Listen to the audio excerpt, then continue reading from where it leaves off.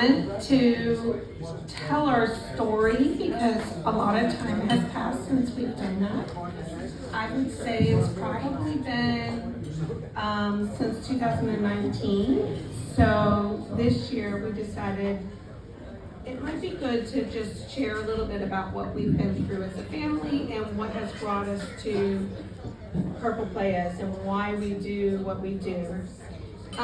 Before I start, I wanted to just let you guys know, because you're probably wondering why the heck is that woman in a wheelchair now. I have a condition that has been added on to my other autoimmune issues called myasthenia gravis. And it's a condition where the junction where your nerves and your muscles connect and talk to each other, they don't work. And so sometimes my muscles give out on me or they move kind of sporadically.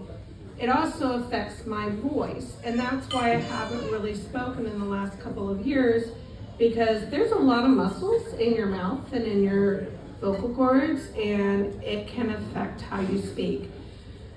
Given all that, I wrote down my speech, and that's not typical for me, but I wanted to make sure that I could tell everything that I wanted to tell.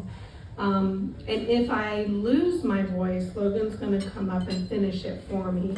But if I'm talking a little slow, that's why. So I just ask that you bear with me, because I think you'll understand why we do Purple Playas after you hear what I said.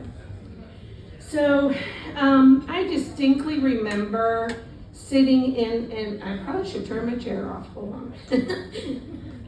Sitting in an early childhood leadership training in 2015, and someone in our small group discussion said, everything happens for a reason. And it became the topic of our small group discussion. I felt the anger swell up inside me. 2015 was a particularly difficult year for us with Parker.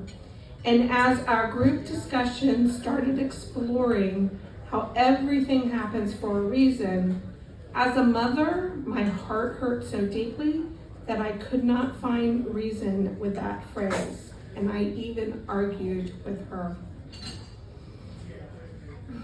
I actually protested the thought as I listened to this 20-something-year-old young lady try to convince the group of the truth of that phrase.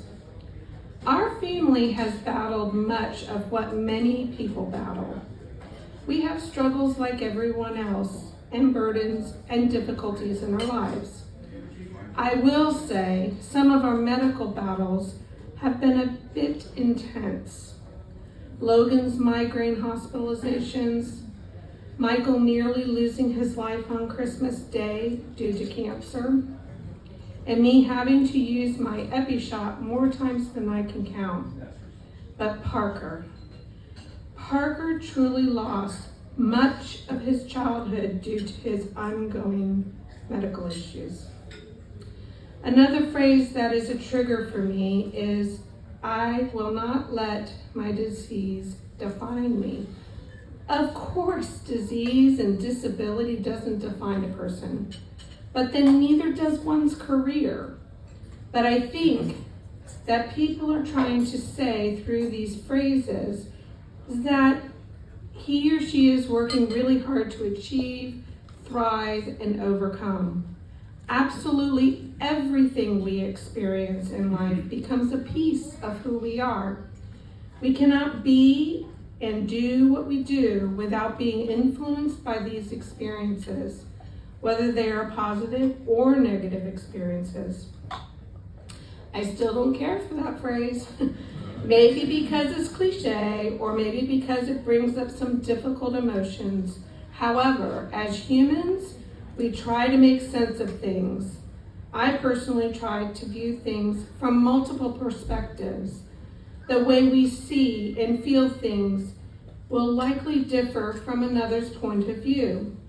Experiencing what our family has experienced over the years gives us an ability to relate to families who endure their child going through major medical, social, emotional, educational, and financial struggles.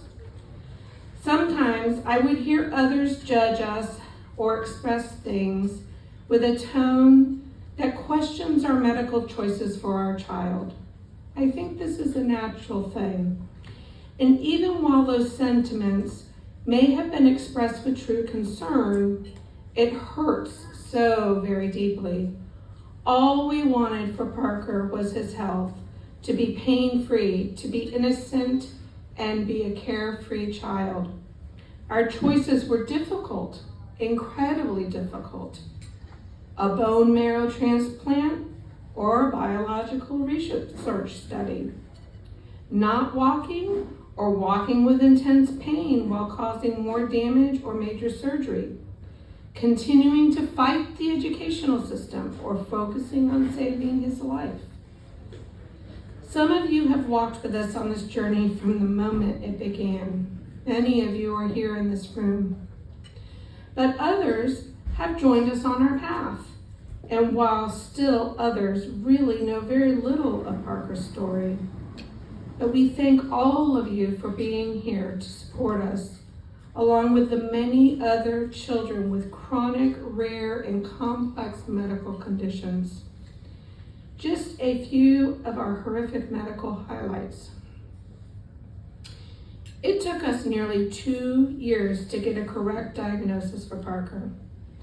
We lost track of the number of hospital stays and ER visits, and I have stood helplessly in the corner of an ER room as medical professionals flooded his bedside and cut his clothes off of him, while all I could do was hand someone my cell phone with his doctor's personal cell number so that she could talk to them about his medical history and save him long distance.